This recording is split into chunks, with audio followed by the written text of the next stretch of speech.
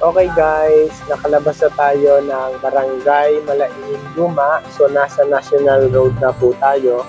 At pupunta naman po tayo ngayon sa Malainin Bago. Ito naman po yung updating para po sa Liora Homes Naik. Ito po yung tinatawag na green community. So bakit po? Meron po kasi itong solar panel. At the same time, meron din po itong free na water tank para po sa rain shower and then yung fresh water. So ayan po, papasok na po tayo ngayon sa Liora Homes Naik. So mag-a-update lang tayo dito guys. Iikot lang po tayo sa community ng Liora Homes. At titignan din po natin ulit yung ating model unit, no? Yung actual turnover and then yung meron po siyang model na meron na po siyang mga gamit, no? So pwede po natin yung kasing gayahin, no? So sa ngayon po, ikutin po muna natin yung community na yan. Titignan po natin yung development doon sa location ng Liora Homes. So, meron na po kasi ngayon yung covered court and then ginagawa na rin po yung ating other amenities. Ano po ba yun? Yung mga clubhouse and then yung pool. Siyempre, yan po yung gustong-gusto natin dyan eh. So, ayan guys, ito na po yung ating Liora Homes. So, pasok po muna tayo dyan. At alam ko, hingihan tayo ng ID. So, palabasin natin ang isang service. So, yan o, ang pinaka-entrance po natin ay napakaganda naman po. So, guys, so, ayan po, punta po tayo dito. Si JR yun. Omniland, sir. Oh, sila JR. Thank you.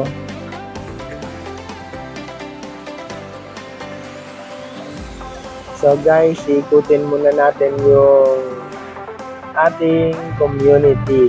So, yan guys. So, yan po yung ating model unit and then yung actual turnover po ng Amora model townhouse. So, yan guys, nakikita nyo, ito pong dinadaanan natin na to ay commercial places po ito. So, yan, meron po tayo makikita dyan, yung bandang kaliwa na nakikita natin i-develop. Isa po yan sa mga phases ng Liora Homes. So, yan, bilisan na natin guys para makita po natin kung ano po yung develop na dito sa property ng My City Homes sa Naik. So, yan guys, ito na po yung ating ongoing construction ng clubhouse. At the same time, nandyan din po yung ating swimming pool. So, mas nauna po yung covered court natin yung sa bandang kaliwa. Yan po yung clubhouse at swimming pool. So, set po tayo dito. Yan. Yan po ang ating clubhouse na ongoing na po siya. At swimming pool. Yan. Ang covered court, complete na po yan.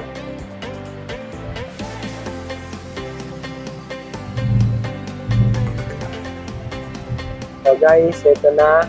Marami na po tayong nakatayong unit dito. So ito pong bandang kaliwa, marami po tayong available dyan. At the same time, dinidevelop po yung doon, yung kaninang nakikita natin sa bandang kaliwa. So dito marami pa po tayong available.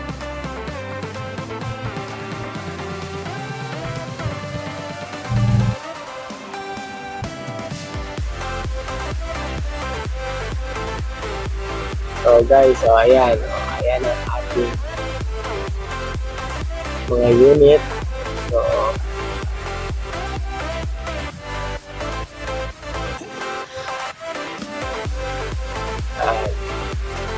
guys, malapit na po itong turnover. So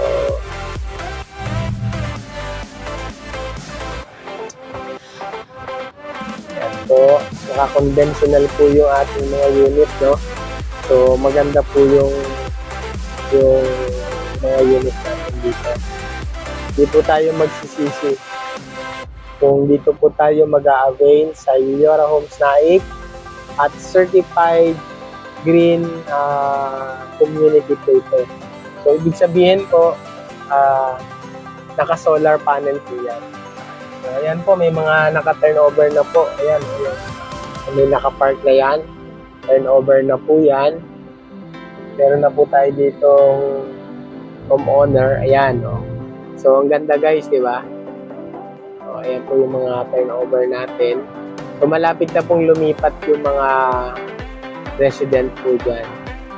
So, ayan guys. Ayan, masyadong malaki na yung nag-develop dito guys. So, balik na tayo guys po sa model unit para makita naman po natin yung ating actual doon. Ay, sarado pa. Pa tayo makalabas dito. Oh, ayan.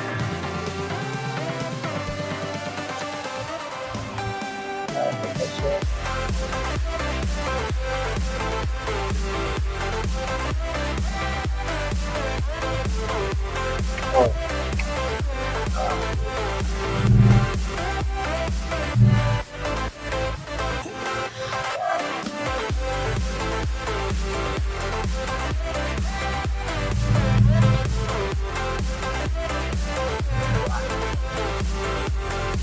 Guys,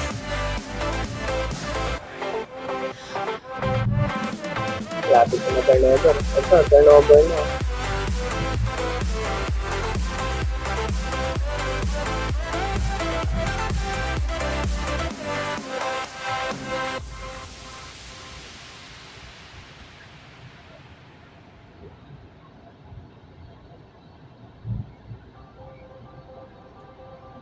Kaya malapit na rin po ang mga turnover ng unit na yan. So, maganda po ang pagkakagawa ng bahay. Conventional po yan. Yan po yung literal na paggagawa po ng unit dito sa atin sa Pilipinas.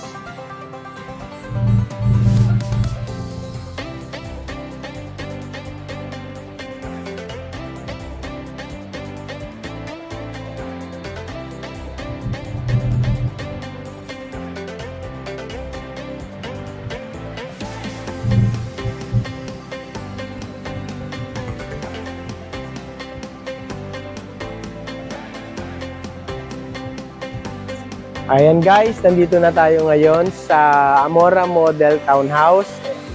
Ito po yung model unit. So pasukin po natin. By the way, ang floor area niya po ay 44 square meter. Ang lot area niya po ay 50.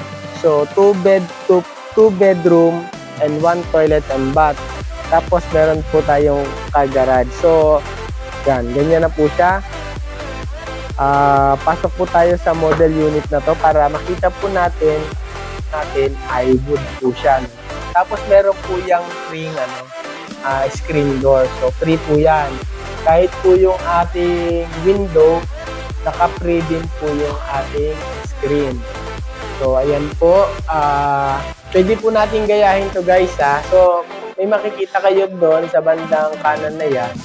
Yung parang sort po ng ating ng ating electricity, yan po yung ating solar panel. So, diyan po naka-connect yung ano natin. Ito guys. So guys, andito na tayo ngayon sa loob na Amora Model Townhouse. So, ito po yung ating living area and then yung kitchen area. Yan po. So, sa tingin po natin, maliit lang po siyang tignan, pero ito po ay para dun po sa mga nag-start pa lang, mga newlywed. So, yan guys, pwede po nilang gayahin kung ano po yung nakikita natin dito. So, nandito na rin po sa ground floor yung toilet and bath. So, meron na po yung tiles. At syempre, nandiyan na po yung ating bowl and then yung ating lavatory. So, naka-telephone wire shower na rin po yan. So yan guys. Ang turnover po nito ay wala po tayong tiles. So, ito po ay gagayahin lang din po natin, no? So, akyat po tayo dito sa second floor. Makikita po natin guys na meron na po itong dalawang bedroom. So, yan po. Dito po, itong bedroom na to, kita na po natin yung ating carport sa baba. So, yan. Kung gusto po natin gayahin yung ganito yung bedroom natin, pwede naman po.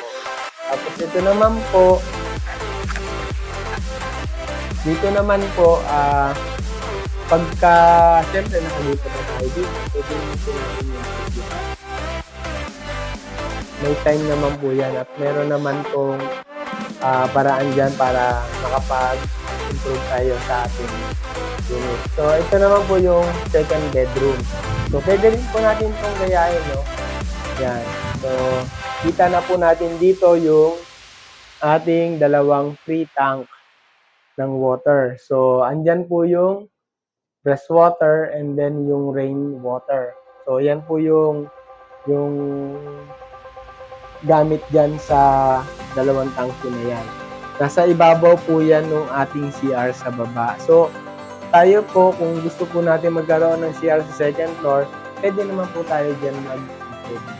Dyan din po sa likod dyan eh. So, pwede po tayo dyan para magkaroon po tayo ng CR sa second floor. Nasa atin po ay naka-avail na dito sa property na to at kung ano po yung gusto natin gawin, magsasubmit lang din naman po tayo ng mga plano natin kay developer. So, ayan guys, sana po magustuhan nyo yung property at sana po ay makita nyo po yung kagandahan ng property na to. Lalong-lalo na po, naka-solar panel na po tayo. So, medyo makakatipid na po tayo sa kuryente. At the same time, sana magkaroon kayo ng pagkakataon na i-message ako. Diyan po sa makikita nyo po kung ano po yung contact number ko sa video na to. So, maraming salamat po at huwag nyo po sanang kalimutan. Paki-like and subscribe na rin po ang aking channel.